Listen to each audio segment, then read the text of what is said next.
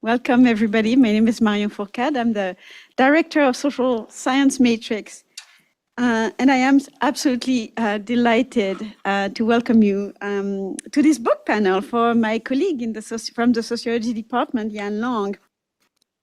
Authoritarian Absorption, the Transnational Remaking of Epidemic Politics in China, is officially out as of this morning. So there is, yes, that...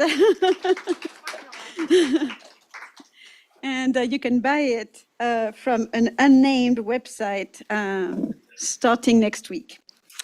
The book portrays the rebuilding of China's pandemic response system through its anti-HIV AIDS battle from 1978 to 2018. Yan analyzes the interactions between local officials, Western donors, international organizations, and health activists to understand how public health expertise in China both expanded during this period and also became bureaucratized. It is really a stunning read. It's a longitudinal ethnography. I really highly recommend it to you. So today's event is part of our Author Meets Critics series, which features critically engaged discussions about recent books from our division. It is also co-sponsored by the Department of Sociology. Before I introduce our moderator, let me just mention a few events that are coming up.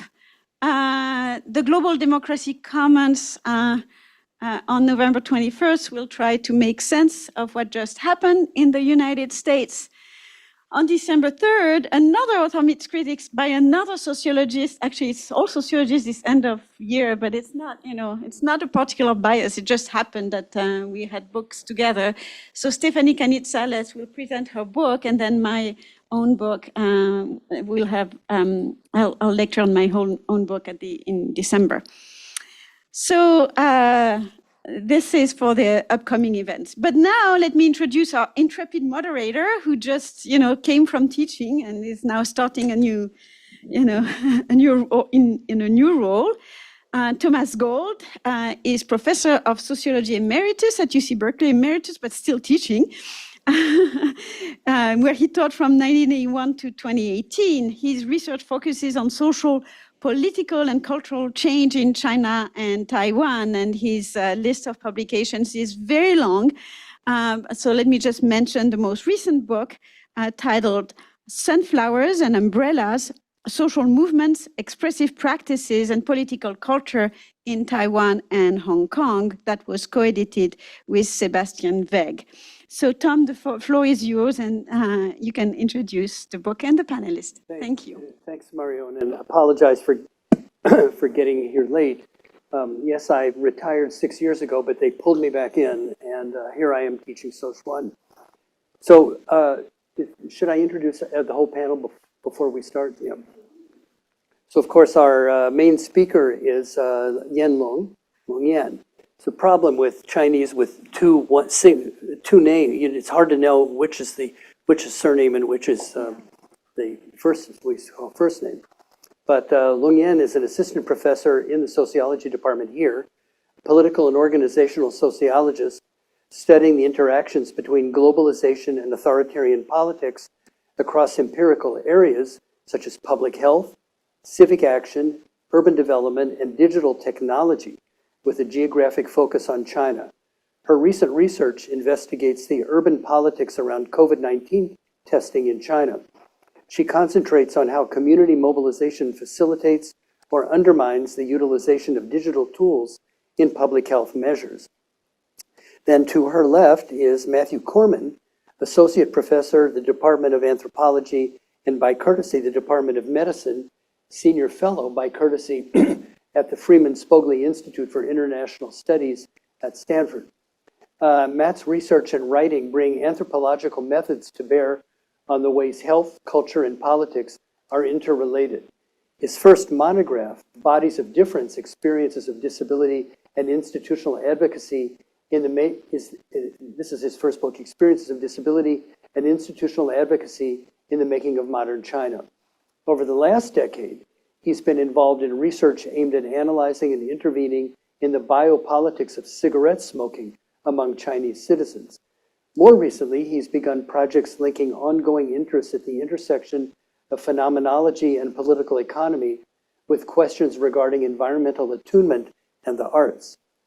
And Rachel Stern is professor of law and political science and currently holds the Pamela P. Fong and Family Distinguished Chair in China Studies here at Berkeley.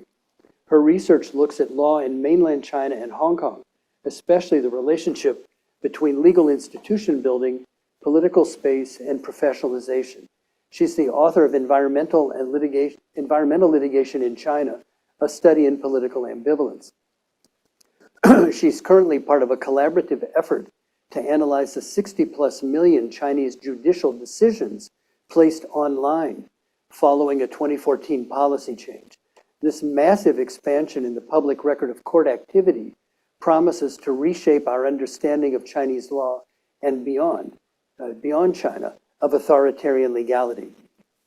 So with that, I will turn it over to Professor Lung. You're gonna use the PowerPoint. Yeah, I'm gonna use it. Thank you so very much for the introduction, and thank you very much for coming. This is a great pleasure to share my book. Since I only have 20 minutes, so I'm gonna be really brief. And as ethnographer, it's a shame that I cannot really share the most important part for me, which is the field work. But hopefully you get a little bit of flair from today's presentation. Okay, so infections. Infections have always been very daunting, but the newly emerging epidemics from HIV/AIDS, swine flu to Ebola and COVID-19 had introduced novel uncertainties about state responses. So for those of you who are familiar with Foucault, might think, okay, of course, medical surveillance, that is such a core to the state responses to anything. However, in reality, emerging epidemics actually define such assumptions. So basically, we would see drastically different responses from various governments around the world to COVID-19 as a demonstran. Even the same government might change its attitude to the same epidemic overnight. So in China, for 3 years, nobody can actually enter into the hospital without getting COVID-19 test. But nowadays, even with potential symptoms, the doctors will not test you for COVID-19. So basically, this is how my book takes on these questions. Under what conditions does a state forfeit or acquire the desire and the means to actually consider unfamiliar epidemics as worthy of attention, and restructure its administration to manage them? So the state must make a series of very difficult decisions. First of all, how the transmission and treatment of those diseases shall be regulated or deregulated, which populations' pains actually count as suffering, and who shall take on responsibilities to care and treat for those infected. Ultimately, this is about the building of public health institutions, which for whatever reasons have not received a lot of attention from sociologists, probably a little bit more from political scientists. So in studying public health or institutions in general, scholars have largely focused on domestic factors. This is particularly true when scholars try to understand authoritarian regimes. After all, for example, countries such as Russia, Cuba, and China had a very long history of using public health as instruments to achieve socialist revolution.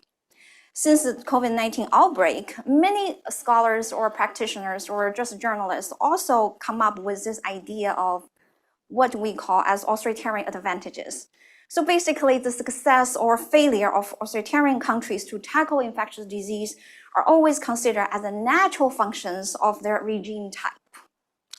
So contrary to the conventional wisdom, my first book actually showed that the seemingly distinctive authoritarian public health institutions might not be endogenous to the country. Instead, we shall look at transnational factors or foreign interventions as I focus.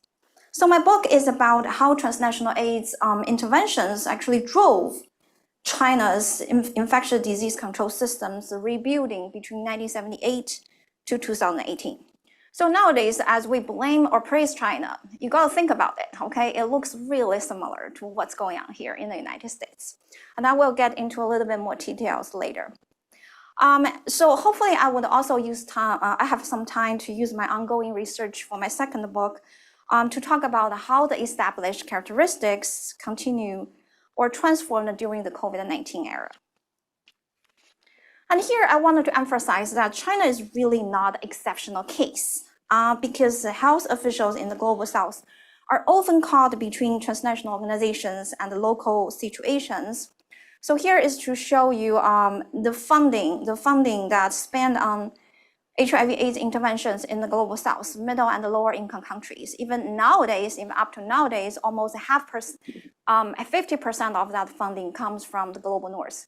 So I always say you can blame the United States empire however you want, but global health is actually one of the things that it really contributes to, since America is the biggest donor in global health areas. So it's a pretty long book, and there are two arguments from the book I want to highlight today. So first, using HIV/AIDS governance as a case study, I wanted to show you that transnational organizations have used every measure, including $1 billion to build a liberty-oriented HIV/AIDS governance in China. Then secondly, I wanted to talk a little bit about how foreign interventions, with the whole process of learning and incorporating transnational rules and practices, especially democratic ones, actually did not weaken, but actually strengthened the infrastructure power of authoritarian China. So in many ways, the book is about how the democratic liberal world actually contributed to the persistence and consolidation of authoritarianism in China. And liberal interventions actually do matter. It doesn't work in the way that we imagine. And there are other two themes that in the book that I don't have time to go through. One is life and death during epidemic, and different people's life actually count very differently. And there is definitely a hierarchy of whose life matters more in this process. And secondly, there is a major part of the book that talks about the operation of international agencies in China. I'm very proud of that part because I think I'm probably the only one who does ethnography, internal ethnography in that field, but we probably don't have time to go through it. So my goal is not simply to just contribute to global health studies. Rather, my book is trying to speak to a core debate in international relations and world politics, especially as the United States is spending billions of dollars overseas. So how do foreign interventions actually matter in authoritarian regimes? In fact, transnational interventions regularly fail. That's the rule. It fails. It doesn't work. And the similar interventions I'm talking about here had actually happened in many southern countries. Some authoritarian states, such as Russia, unsurprisingly kept transnational AIDS programs completely outside to protect its sovereignty. But other countries, such as Uganda, even Iran, actually accepted quite some transnational practices. So what makes it even more puzzling is that foreign interventions further strengthen the unequal landscape of public health in China, as urban HIV-negative gay men benefited the most from foreign interventions. So how would the transnational rule fare in the authoritarian countries? Especially, why would China, as a very homophobic state, make any concessions when it comes to homosexuality issues? So foreign efforts to change targeted governments' behaviors are very old phenomena. Okay, we're still seeing this huge debate nowadays, and scholars often would applaud or praise this kind of interventions into targeted countries to correct the government's non-democratic behaviors. I think we see a lot around, for example, Russia. This is what I call a corrective approach.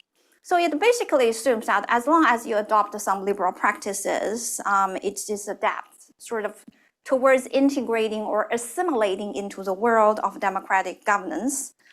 And corrective effects happen in two ways. One is directly, okay, you use carrots or you use sanctions, try to change their behaviors. And then there is also indirect mechanism, which is transnational collaboration. Because most governments are not susceptible to the foreign interventions, so sometimes the foreign organizations must collaborate with domestic activists trying to change the government's behavior. So as you can see here, this model, this triangular interactions between these three entities certainly are very important. And I also agree that transnational organizations pushed their way into China exactly because they successfully cultivated a very powerful AIDS movement, which is a major part of the book. However, the problem is scholars often assume that the antagonism between transnational organizations and domestic activists on one side, okay, they're the good guys, and then the authoritarian state on the other. In reality, those entities' actions or relations are in constant motion, and they don't follow any specific scripts for long. And another problem is scholars often predominantly focus on one set of outcomes, which is basically different degrees of corrections. Okay, we want to see democratic improvement. So it's either compliance or resistance from the targeted states. So you can see a lot of the discussion about whether sanctions work. That's pretty much along that way. But the problem is interventions don't really only achieve intended goals, and it can go various ways. So in my book, alternatively, I argue that interventions don't just impose negative corrections on existing authoritarian practices as intended. They can rather prescribe positive incentives, opportunities, and means for government organizations to build what Michael Mann often referred to as specialized capacities or infrastructure power to penetrate and organize the bodies of different people. So this is what I call authoritarian absorption. Such absorption of transnational resources, networks, cultural rules, and organizational models can create brand new practices. So this kind of absorption can take place directly through sort of bureaucratic learning, okay? The direct interactions between foreign organizations and targeted government agencies can certainly generate new behavior. But then another major part of the book talks about this indirect mechanism, which is through no other but social movements. So interveners can train and cultivate very powerful social movements to carry transnational practices into the targeted domestic context. Secondly, while activists push for changes, the government organizations can actually respond by channeling the same movement into in ways that reappropriate those transnational rules and practices for very authoritarian purposes. So for those of you who love Star Wars as much as I do, okay, so just remember, Anakin Skywalker, okay, who trained him? Okay, we're talking about Jedi actually trained him only for him to become Darth Vader. So in many ways, social movements are not just this rosy good guys, okay? It's when they formulate, they can serve very different purposes. So just because gay man activism was cultivated by foreign funding and resources, you cannot assume that they would absolutely go up against the homophobic authoritarian states. So before I show a little bit of my data, actually just some cases, I wanted to show you a little bit about my multi-sited longitudinal fieldwork. So between 2007 and 2018, over a course of 11 years, I had to trace the development of China's AIDS politics through conducting fieldwork at 3 different sites. One is transnational AIDS institutions and different organizations. The second is the Chinese state. And the third one is 3 different groups of community-based organizations. So when it comes to Chinese state,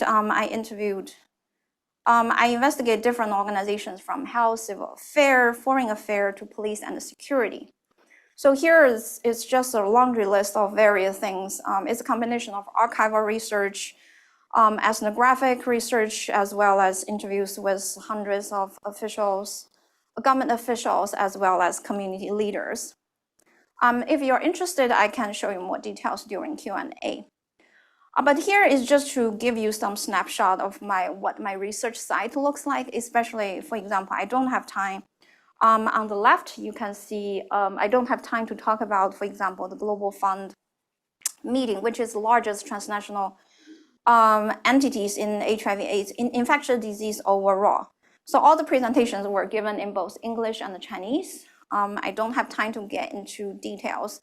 But let's, for those of you who, I know at Berkeley, we always talk on neoliberalism, US empire, but come on, like international agencies, life in China, very difficult, very difficult. And then on the left, the bottom, that was the Beijing government. And then on the right, so you can see the right bottom corner, that was where I usually hang out with gay activists, which I would talk a little bit more today. But on the top, since I don't have time to talk about the rural activists, I just wanted to show you a little bit of like what one of their rural organizers' home looks like. So there was a mountain of trash and garbage right next door. It was summer when I visited. So I wanted to remind you that in that household, there were 3 children under 10, and 2 of them were HIV positive. The smell was overwhelming, and you cannot see because all the walls and the floors were covered in flies. Because at the time, I had an open wound in my leg. So it was just too much, and I ended, that was a less than 1 hour interview. That was the shortest interview I ever done. So that's one of the things I really I don't have time to talk about, but it was very prominent in the book, which is sufferings, life and death. It actually matters the least when it comes to epidemic politics. Okay, so let me quickly show you the 40-year history of public house building reviewed in this book. So here is just to show you the funding for HIV/AIDS intervention in China over the years from the 1990s. I don't have the data before that, but basically there was no funding. So China's contemporary public house had not really started to develop until the early 2000s. So in the 1980s and 1990s, for 2 decades, the party had completely abandoned the Maoist tradition of emphasizing public health. So back then, the concept of epidemiology hardly existed. As its wealth grew, the state was really not willing to put money into public health. So there was not really institutional building per se. So you can see here on the right, that was the Prime Minister Li Keqiang visiting China CDC for COVID-19. But this entity was not funded until 2002. So nobody at the Ministry of Health back in the 1980s would ever imagine that one day it would host international briefing on the left, sharing its experiences about COVID-19 with WHO, World Health Organization. Neither can it imagine that public health would one day become a very important part of China's growing impact in Africa. So let's go back to the book. So first 3 chapters in my book talk about this unseen infections era when public health departments basically denounced professional expertise and the technical knowledge with hardly any funding. Since the public health's main task at the time was really to defend the socialist moral boundaries, if you're interested, I can talk more about it during Q&A. So at the time, they would treat infectious disease such as HIV as a foreign disease undeserving of recognition, which resulted in China's largest HIV/AIDS outbreak in the 1990s. And the transnational organizations began to intervene in the 1990s, in late 1990s, as you can see, the funding started to grow. But it didn't really go anywhere until early 2000, where they brought an unprecedented amount of political pressure. That was when health finally became a very important political issue because of SARS. Then it started this whole process of democratizing public health in China. So the rest of 6 chapters in my book demonstrate how such foreign interventions, you can see the huge drive, the rise in the funding, not just in the international side, but also from the domestic side. Just to show you the public health bureaucracy expansion, Chinese health departments began to cultivate the specialized capacities and professional identities by learning from especially the US and the UK experts. So nowadays, local agents had to study and implement a US-style project managerial skills, such as basic accounting and finance, especially as well as substantial techniques for conducting statistically robust, randomized, controlled, and cost-effective interventions. So departments began to increase their staff with epidemiology background as well as biology or preventive medicine instead of just public hygiene degrees from vocational schools. So it's a very fast sort of to show you that there is this what I call projectified contracting model. Okay, it's all about the contracts and the projects. And I think we academics know the difference between doing research versus doing research project. So transnational funding accounted for between 30 to 70% of funding for China's HIV/AIDS programs in the 2000s, and it pushed the whole conception of projects into health departments as a whole. AIDS funding also accounted for almost half of public health funding at the time, which is one of the reasons why it was such a driving force in terms of public health reform. Even when transnational programs, you can see, began to pull out after 2013, the institutionalization of projects continued. So nowadays, Chinese government actually take over and injected a large amount of funding.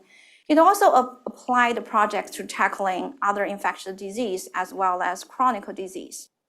Nowadays, HIV actually has very low prevalence rate in China, but the mortality is very high. So before COVID, it was the higher sort of the biggest killer among all infectious disease in China.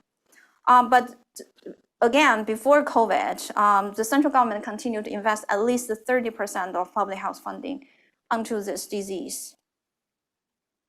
Okay, so I want to talk a little bit about how does authoritarian absorption work in this process. So my book focuses on these two mechanisms. One is directly how does the bureaucrats learn the professional knowledge as well as other capacities from foreign agencies. And especially very importantly, I talk about how transnational organizations can breed the government agencies' interest to recognize certain disease and affected populations as worthy government objects. But the second one is to really think about how the social movements play a role in this process. So I'm going to give you one story of Yang Ming. So he had been a leader of gay community in the northern cities since the 1990s.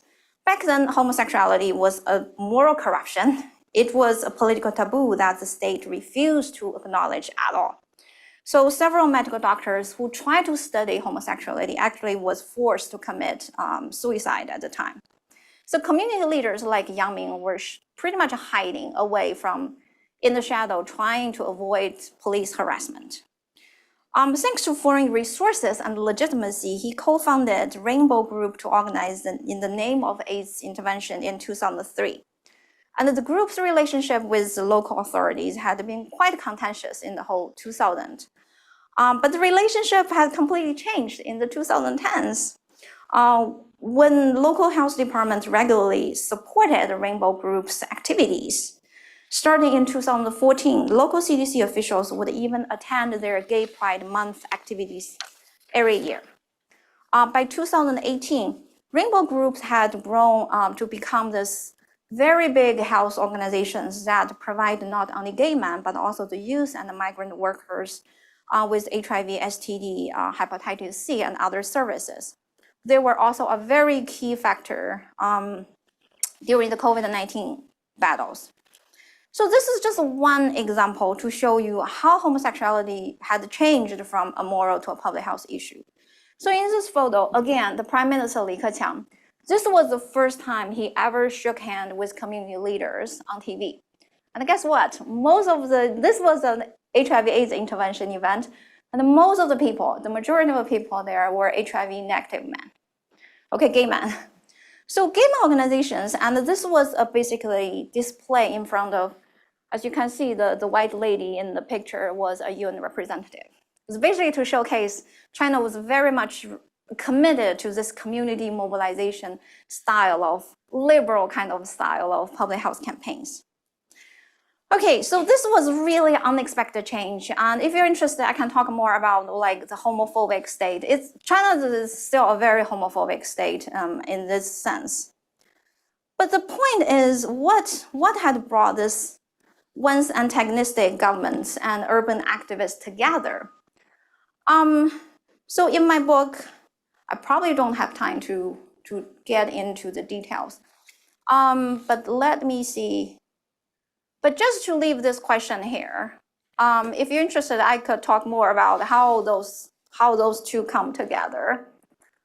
But to conclude, since I really only have 20 minutes, to only conclude, one of the things is to really think about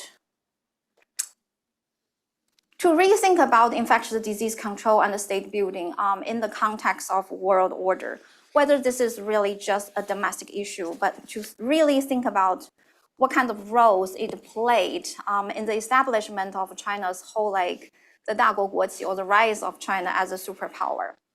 But the second one, today I don't have time to get into details, but really to think about how to bring organizational theories into international relations studies. So it's not just about politics, it's not about democratic or authoritarian, but really to think about why different organizations would operate in certain ways.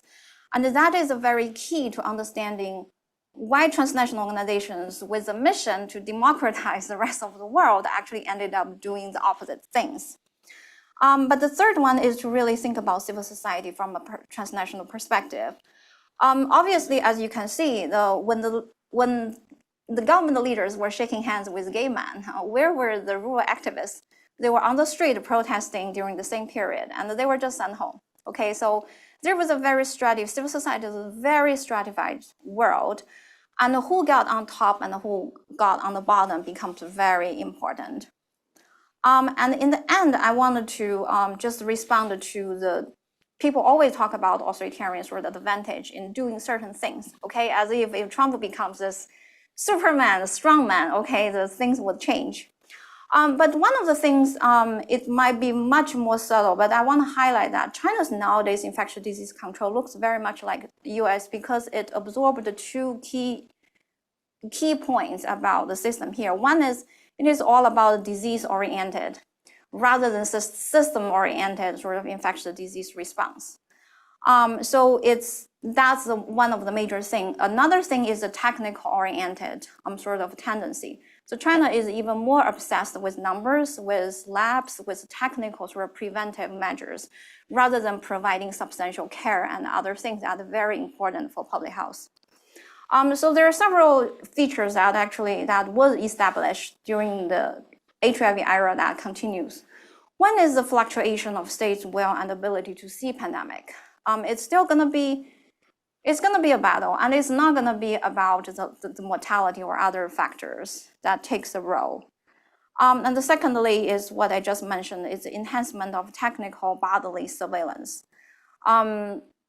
It's very funny that some of our one of the gay activists talk about because they will become such an important object of state intervention, they were subjected to constant blood tests. And they were very happy during the COVID-19 era because everybody had to go through that test every day. So the prioritization of testing over treatment, that was also one thing that's the opposite of the United States, but in a similar sort of flare. The third one is the neglect of rural regions in epidemic infrastructure, and then the pivotal roles of non-state actors in pandemic control. That's what continue to be praised as community participation that can actually work really well in the authoritarian context. But last but not least is the intertwining of China's pandemic strategies with its global interactions. Actually, during the Trump era, United States was pretty much giving up its leader roles in global health during COVID. It was when Biden came into office that started this whole new competition with China to use vaccine diplomacy to fight again. So we don't know what's going to happen next in the global health sort of era. And I will just stop there. Thank you so very much for your attention. I want to thank Yen for an exceptional job of summing up an unbelievably rich and complex book. And now we'll turn to Matt and then Rachel for their comments. Okay, so yeah, thank you so much. This was a pleasure to read from beginning to end, and on so many levels, I recommend to you all this breathtakingly sophisticated book.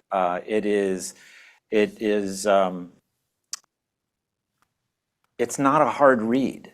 I mean, you would think a book on the AIDS pandemic, oh my gosh, a long 300-page book on it. It just reads, it just goes, and it goes because of a fantastic design of the argument.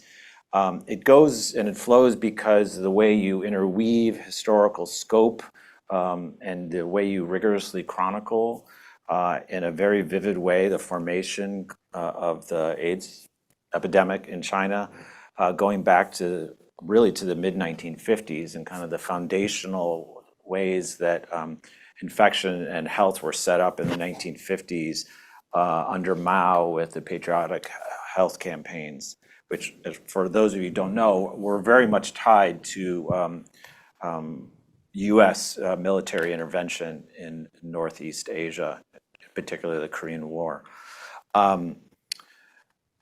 I also just found the book vivid and exciting to read because of its ethnographic depth, the texture, the ethnographic kind of flair that you bring to it, based on just really what struck me as hard, difficult fieldwork that you were doing across so many different registers, but especially in the rural context was just remarkable.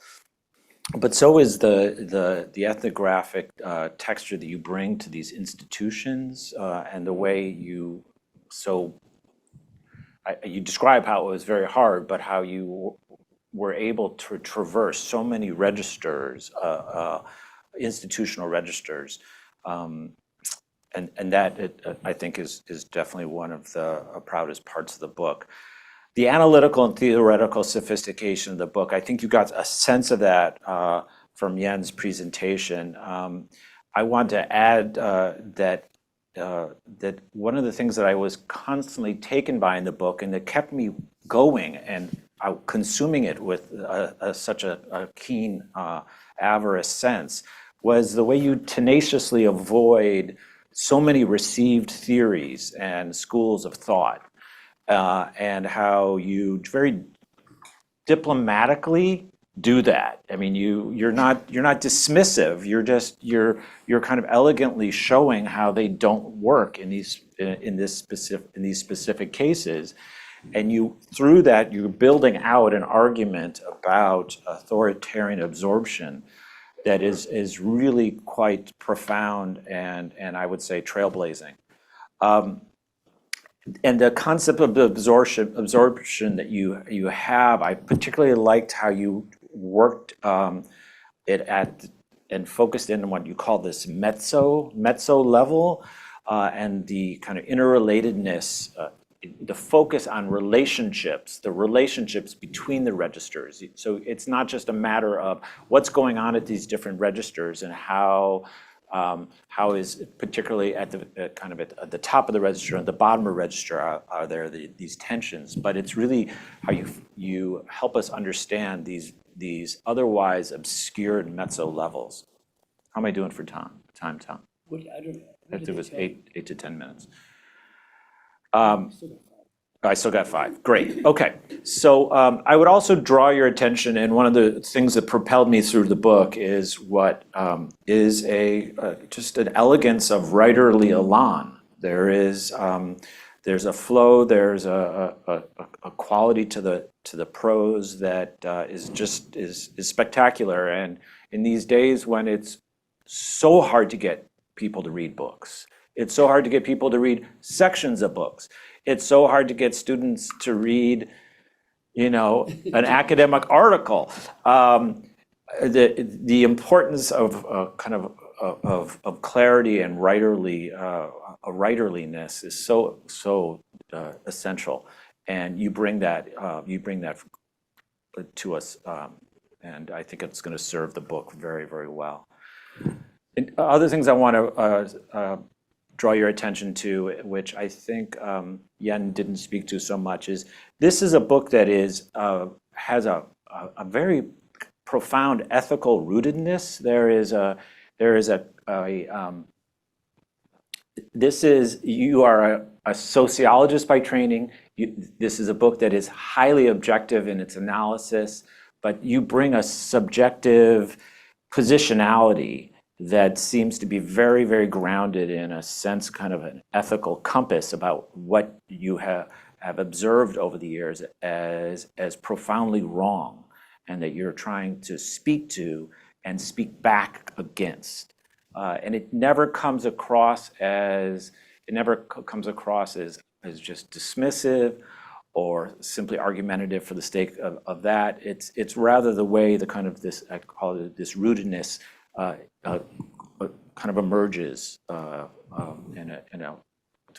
extend the metaphor in a very kind of grounded way. This is definitely much more than a China studies book. And for those of us who work in China studies, we know what that means. That it's a book about China gets read by China studies scholars, and we seem to have a hard time finding others outside of China studies to look at our work. I don't think that's going to be a problem here. I think this is going to be a book that's going to be picked up and talked about for years to come as so much more, and so much more than a book about a specific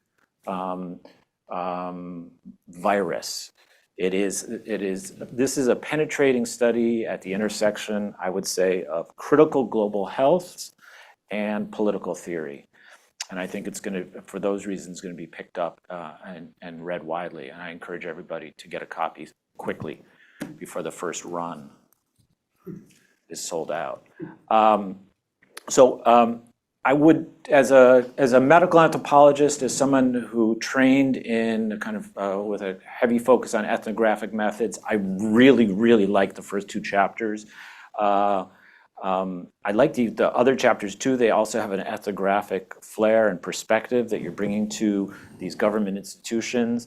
But I guess maybe because I have a sense of those government institutions a little bit more, and I always want to know more about rural life. The first two chapters, which take us back to kind of the viral emergence with the plasma and blood selling enterprises in central China, were just I couldn't put the book down in those sections.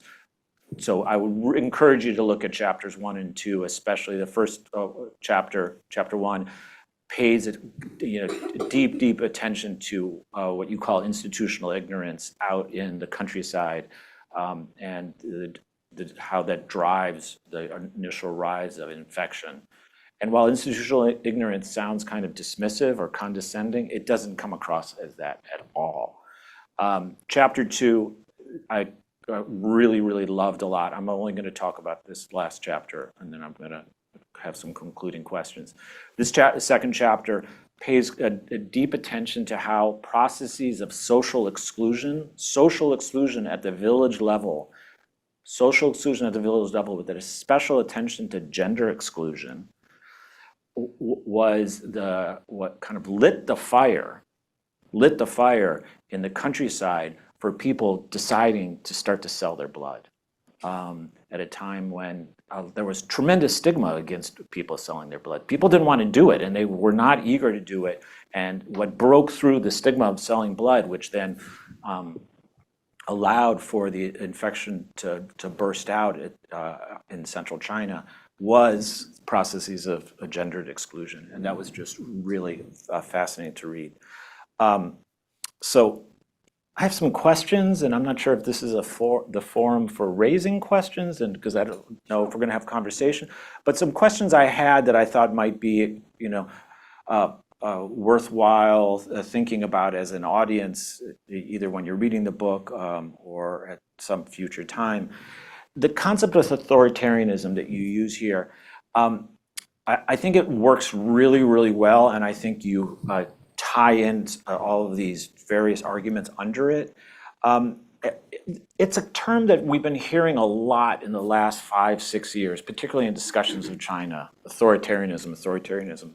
But as someone like others at this table who've been studying China and around for a while, I mean, I think back 10 years ago, we didn't use the term authoritarianism anywhere to the degree to which we do now. and certainly not in discussing China outright, and I think in other contexts as well. So I'm just wondering what you're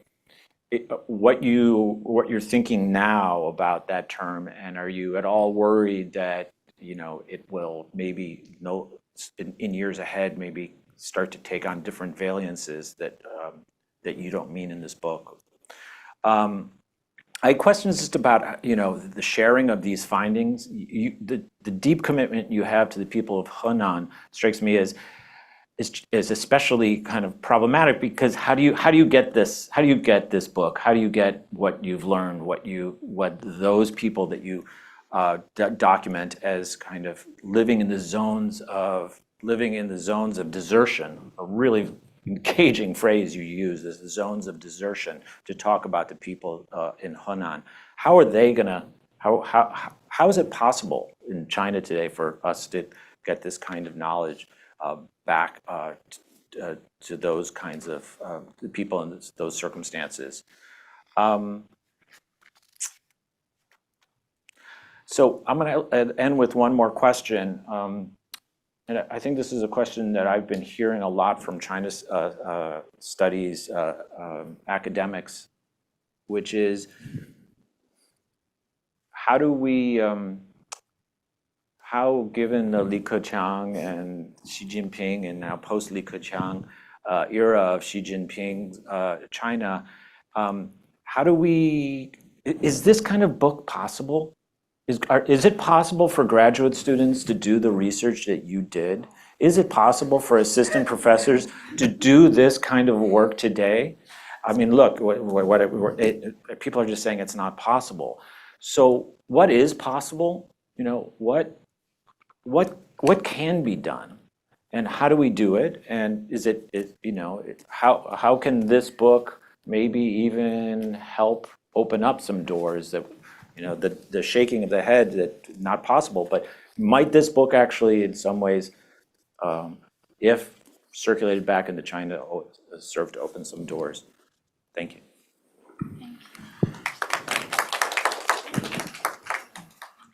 Thanks. I had the advantage of attending an event in this room and sitting in the back row a couple weeks ago, and I couldn't see anything. So I'm standing up so I can see you guys.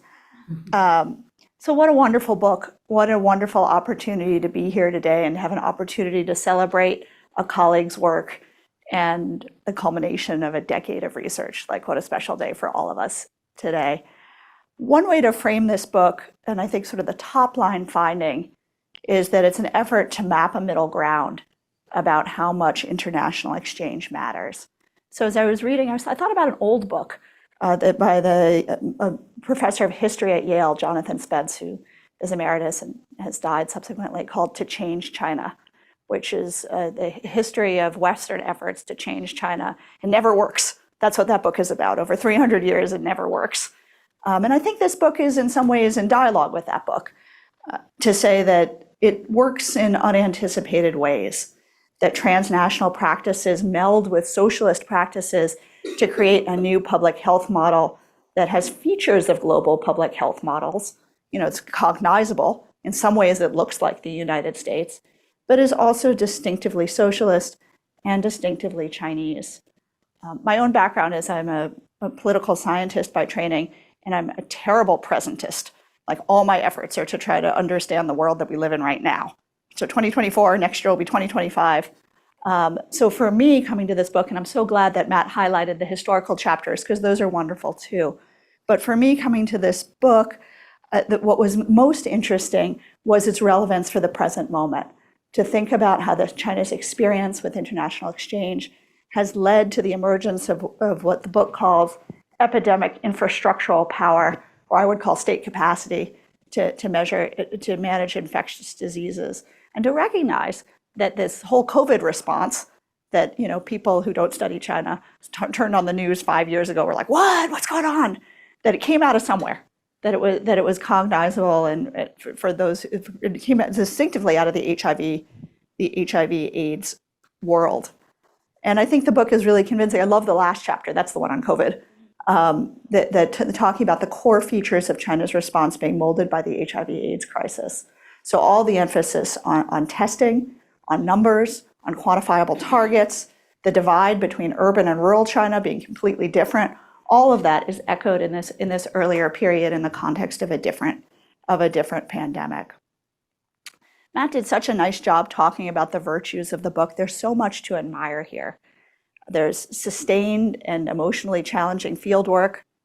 I love the efforts to look at a policy area over decades rather than just flying in and taking a snapshot. And then overall, it's a complicated book. I love the book's insistence on nuance and refusal to simply repackage overly simplistic narratives about anyone, about Western funders or the Chinese state having all the power and authority. And that's not to say that the book is not attentive to power. It's very attentive to power. But it's a book that puts real people at the center, often with beautifully realized, detailed portraits of them, and insists on their agency, insists that power has to be negotiated and that it's not absolute, and that there's agency for everyone and dignity for everyone. That's maybe a way of saying there are no bad guys. They're kind of all good guys working in complex ways. By way of comments and to kick off our discussion, I wanted to pull out some themes and some that I think are right beneath the surface and to transition into asking some questions. I'm going to focus on the public health professionals that are one of the players, not the only player. I told you it was a complex book, but one of the key groups here. And the themes that I wanted to pull out were status and ambition. And so what motivates the public health professionals? Why do you bother with transnational exchange? And here I think a lot is about status. And the chapter on this is really well done in giving us a portrait of how public health officials are delighted with the newfound status and training that they get from international contacts. So for one of the public health officials that we meet in the book, named Sheng Bin, they say HIV/AIDS represented a life-changing chance. And it means personally, like a life-changing chance for them to further their career and to do meaningful work.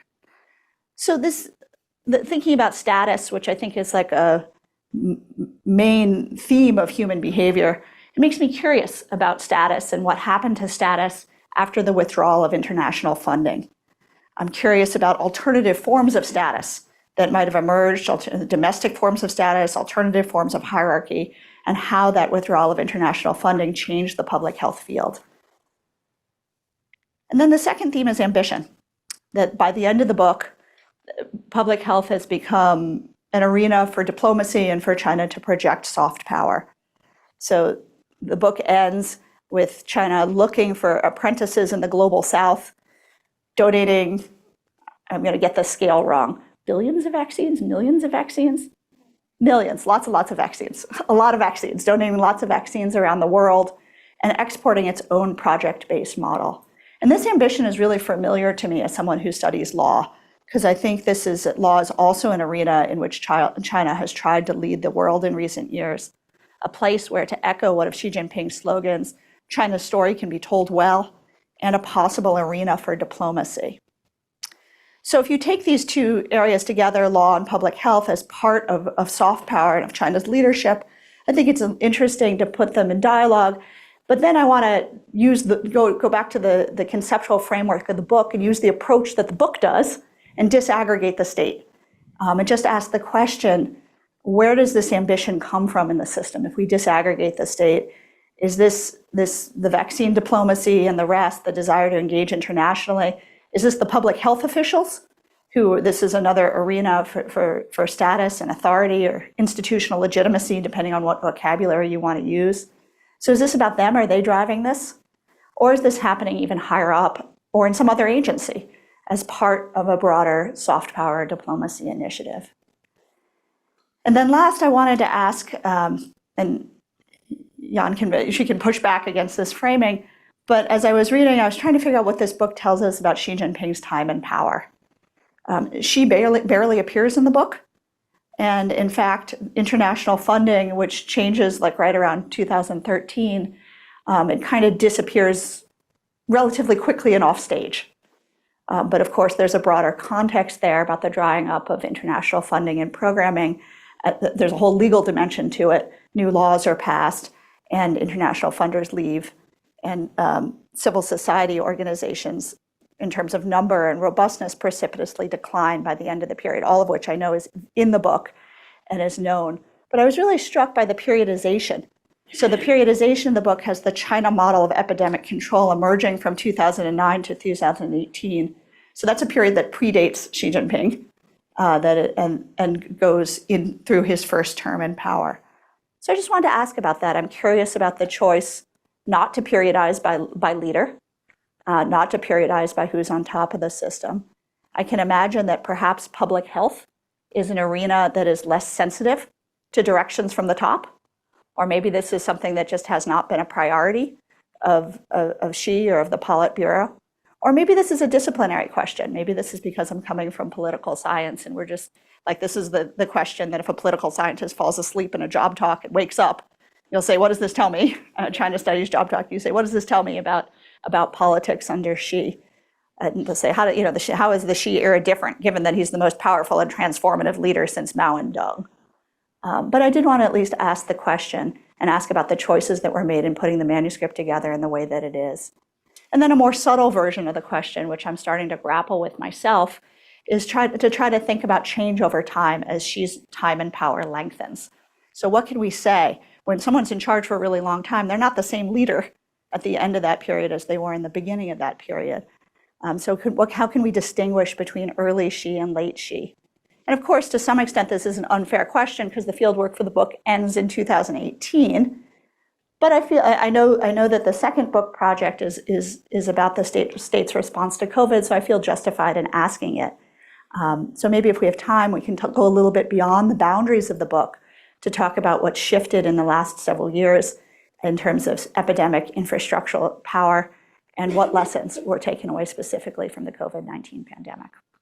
Thank you. Thank you guys for a wonderful book too. Thanks, Rachel and Matt. Matt, very glad that you came up from Stanford. Appreciate that effort. Could just a couple of comments on the point that you made about appealing to a greater audience than just China types. The book, Yen's early work has won several awards from the American Sociological Association, which is already a testimony to its greater appeal. And as I read it, I learned so much about so many different subfields in sociology. Just to tick some off: political, globalization, stratification, civil society, social movements, gender, organization, sexuality, public health, medical sociology, and technology. So there's something here for everybody, I think, and hopefully people will be aware of that.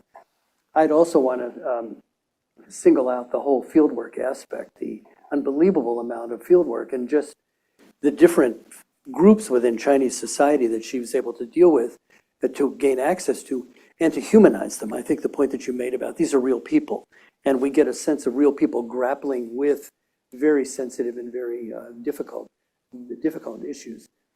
I have a couple of, in my own experience with international NGOs in China, it's been in the environmental space. So the point that Rachel just made, if you're dealing with HIV/AIDS, a very sensitive issue. It touches on so many different things in terms of Chinese society. But if you were looking instead at, human trafficking or labor or the environment, it would be it would be a very different book. It seems to me you'd come to a very different, possibly that's a question, I guess, very different set of conclusions about the nature of the Chinese bureaucracy, Chinese state, and its relation with civil society. So just what was again? Also the point that Rachel made about, or both Rachel and Matt, on field work, is this is of course a big issue in the China field now, is will it be possible to conduct this sort of field work? You as a Chinese may have certain advantages that you've got networks and family and so on within China. But for someone who is not ethnically Chinese or not from the PRC, will it be possible to do in-depth ethnographic field work or interviews in the future? And in some, because you interviewed people in so many different spheres of life, what did you tell them you were doing? There's always, in field work and ethnography, there's also a certain amount of deception. In some cases, you know, you don't want to tell people exactly what you're asking or what you're, because especially in something as sensitive as this, how did you present what you were doing? So I'll give you a chance to respond, and then we have, what are we supposed to end at 1:30? Yeah, if you can, 5 minutes, if you can deal with that, and then we'll see how the questions go. Okay, thank you so very much for your generous comments. I really appreciate them. There are a lot of questions, and I only have. You don't have to. Yeah, okay. Let's see. I guess everybody mentioned fieldwork. So let me respond to that. When I was doing my fieldwork, everybody, like, I got a similar reaction. It's like, it's too sensitive, it's too difficult. It's kind of funny, like the security bureau and their various professors were telling me the same thing. So now when I look at it, it's just similar. The situation isn't, I don't feel like it's necessarily that much worse. It really depends on the location. The rural areas are much more difficult. But even back then, it was very hard for me. I was carrying like 2 cell phones. In the rural areas, it was just much more intense. That's why now I'm shifting towards urban governance. It's a conscious decision. But again, I'm studying COVID-19, which is supposedly one of the most sensitive, like taboo again. And I don't know digital technologies any better. So I think until you do it, you never know what the limit is. And I also think right now it's becoming even more important because of the disengagement, or the separation between China and the US. I don't think people here, I always have this belief is whenever you're on the field, on the ground, you are not as afraid. But when you're in the United States, with all the media, with all the newspaper, it's just nothing, it just sounds like a horrendous, like monster. China is just a monster. And I think it's becoming even more imperative for us to do work. And I actually do think foreigners and Chinese native have very different advantages and disadvantages. You did ethnography there, and I think the perspective and the sort of the closeness, insidedness you can also achieve is just a different route. So I still think it's possible. It's just more strategic and in terms of how to do it and in what kind of ways. That's probably my response to the fieldwork. But there is also, because I appreciate what you guys were talking about, the humanly perspective. I consciously chose that perspective. But to be honest, I am very afraid. I am afraid like what people would say. Would the activists push back because I'm not necessarily like sort of, oh, you're the good guy. Or would the government, the Authoritarian Absorption, yeah, the book, I would never ever take this book back. Just authoritarian, the term itself, I think it's just not acceptable. Even on social media, I posted and people ask me to take it down. It's just not allowed. That's actually why I insist on using the authoritarian term, especially because it is such a taboo in China right now. And also because of, in the United States, the change of the politics. I think the authoritarian expansion is not just in authoritarian states, but also in the whole world. Right, before 2010, we were talking about authoritarian expansion, but right now we're talking about right here, you see the democratic and authoritarian battle. So I think that is still very, very important. But I totally get what you're saying is the implications. I think some of my colleagues in political science would use autocracy instead of authoritarianism. So now that's like where I stand. I do not want to go into the autocracy, but authoritarianism, that's where I stand. The sharing of finding, I would say yes, it's a guilty sort of confession. I feel really horrible about writing this book because it's based on people's suffering and misery. And there is no way I can, some of the people, like many of them have passed away. I probably would never see many of them ever again. And I can't really share, especially in the rural areas. And also the sad part is when I present the book, I realize people are far more interested in the urban gay man rather than the rural areas, because it resonates much better here. People understand it, they have assumptions, but they don't understand that the rural areas, all the histories, is a long, long, long story that feels very strange and foreign to the US audience. So in some ways, I want to tell this story in the book. I think that's the kind of the thing, like for me, it's, I want to tell their stories, even if they're not of theoretical significance to the academic audience here.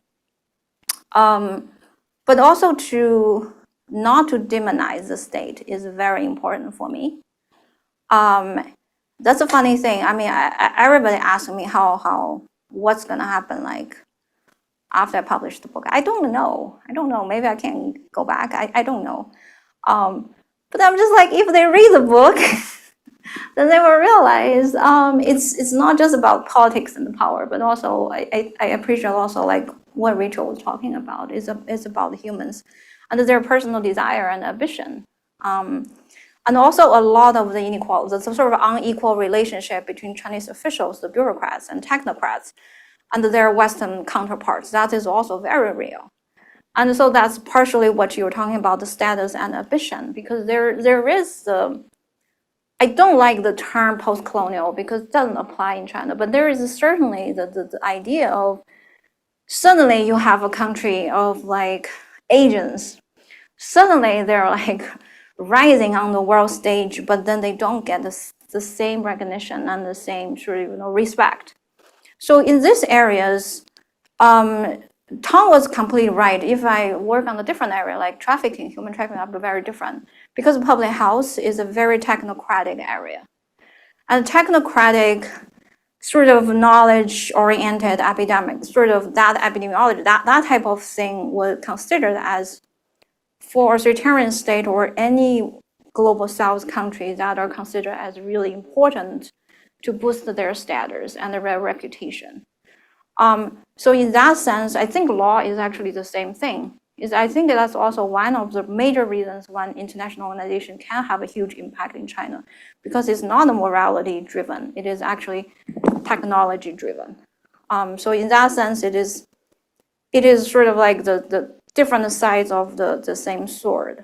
Time is running away. Okay, I'll just stop here then. Yeah. Yes. Then you can continue. Any questions? Thank you very much. My name is Rosie Shea, and I'm a Berkeley PhD that's visiting on campus this semester, or this year, actually. And also, like Rachel, a political scientist, and really very much appreciate the fact that just also based on the comments too, this is a fascinating book, and I cannot wait to pick it up. I see synergies between, I really like what appears to be the mid-level theorizing, connecting kind of the micro level developments with your ambition of speaking to macro level IR kind of issues. And I'm thinking like kind of two political scientists. One in China Studies, Diana Fu's work, and you probably know about her work on her book, Mobilizing Without the Masses. Yes. And so one argument that she makes is that because of the nature of authoritarianism in China, activists have to adopt different types of methods. And those methods that they have to adopt to work within the environment, in her argument, is that it actually is in fact empowering. Whereas it appears here, you're showing that actually, then it actually gets co-opted by the state. And her work is mainly on labor activists. So I'm wondering if you think your findings could actually travel to other issue areas, or is it really just about public health? And this is where, the authoritarian state co-opts some of the kind of the practices of international level. And then really quickly, the other one is an IR specialist so I'm at Temple University, and she used to be one of my colleagues, Sarah Bush, and her book is called Taming of Democracy Assistance. And she argues that it's actually because of authoritarian governments, you see IOs or INGOs, when they operate in her context with the Middle East, they become tamed because they cannot, actually do democracy assistance. They have to do things that could actually work in the authoritarian context. So is the causal arrow here, the IOs changing? So I see co-optation here, but maybe it's the authoritarian governments that's actually changing IOs. So, or NGOs. Anyway, yeah, fascinating, and I very much look forward to reading your book. Thank you. Thanks. Thank you so much for this very interesting presentation, and I'm looking forward to reading the book. And I find actually the title of the book is pretty powerful, and the term of authoritarian absorption actually reminds us some other similar notions, such as like Professor King Abrams, actually like Professor Kohrman also touched on it. Professor King Abrams' administrative absorption of politics in Hong Kong under the British governance, and as well as like Professor Ching Kun Lee's legal bureaucratic absorption of the grassroots protests in China. So there are some similar notions are talking about China, and you're actually showing us how this term absorption could be more powerful and fruitful when we are when we are talking about China. So actually, I was curious if you have done some conceptual comparison in this book, or if you could give us a brief interpretation about the conceptualization by this term. Thanks. Thank you. My name is Min Lee, and I'm from Anthropology department, medical anthropology, and I also did fieldwork in China. So I was kind of comparing your book with Catherine Mason's Infectious Change on SARS. And I was just wondering, since I didn't read your book yet, if there's any connection with the SARS system, like the systematic change after SARS as well, like reflected in your book. And also, since the timeline kind of ends in 2018, and I know that a lot of civil activists that I met in China, they say that the most critical changes happened between the 2016 to 2018, and everything changed into the system of government buying the service, like 购买服务 from all the organizations. And according to that standard, there are the organizations that can cooperate with the government and who are totally out of China. So I was wondering if your concept of absorption reflects that situation afterwards, like 2018. Thank you for your presentation, and I'm looking forward to your book. Thank you very much for your questions. Those are pretty big questions. I'm just going to give like very simple, like simplistic answer. Yes, first is Diana Fu's book. Yes, I'm very familiar with that book. And I would say that kind of cooptation, like you were describing, that does happen in different areas. I actually did shadow comparison across different issue areas. So I would see there's certainly similarities. Secondly is the taming democratic assistance. What is the causal link? I would probably also provide a different sort of point of view. That is, that China is not just internet nowadays in global health. China is like World Health Organization, like UNAIDS, like darling. And there's a reason, not because China bought them off, but because China really played its game really well. And who set up the game? It was international organizations. So in many ways, from the IO perspective, international organizations nowadays, I'm not talking about NGOs, but really intergovernmental organizations, they're changing the rule of the game into like the expertise. Okay, they don't want to be this just moral authority, exactly like you said, because it doesn't really work in authoritarian context. So they shifted their role into a consultant, and they emphasize technocratic sort of innovation. And in that kind of game, China really thrives. Okay, different authoritarian regimes might play really well. So it is, I would say, yes, it's the government, but also the international organizations, both ends, the interactions would in that kind of way. That's the causal, I would say it goes both ways. My concept, I would say, yes, absorption happens actually also in the United States. Administrators always try to absorb different rebellion forces. But the difference, I think here I emphasize, social movements is just really the moderators, because it's more about the transnational liberal rules.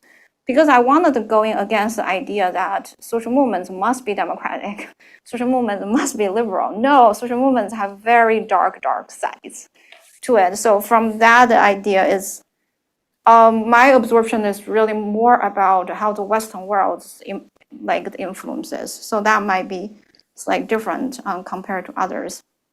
Yes, Mason's book. We have some similar sort of argument in terms of the bureaucrats, their sort of how Chinese bureaucrats position themselves and their interactions with outside the bureaucratic world. I think in that sense it's quite similar. And the SARS did play a huge role in terms of helping to push the health into the world political landscape. That was the beginning. That actually goes back to Rachel's question, why the timing, the period for me is more about the world political changes rather than the leadership change in China. It's like what happens with Trump is never just starts with Trump in that sense. And I would say the contracting model, I think my book probably pushes back even further by talking about where did the outsourcing contracting model started. That was not a Chinese invention.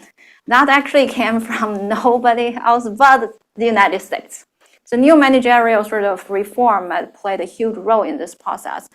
So I wanted to identify that as a source rather, and then the consequences, and it comes, yes. So you're definitely right in that. Yes. Great. Well, this has been really fascinating. So I want to thank Matt and Rachel and, of course, Yen for leading us through this really great discussion. And the book is, we don't have for sale outside here. No, I got We used to, plenty when we did copies. big book Yeah. talks, there was like Cody's blessed memory. We had Oh, wow. sell books. Anyway, thanks again and thanks to the audience for participating. Thank you so very much.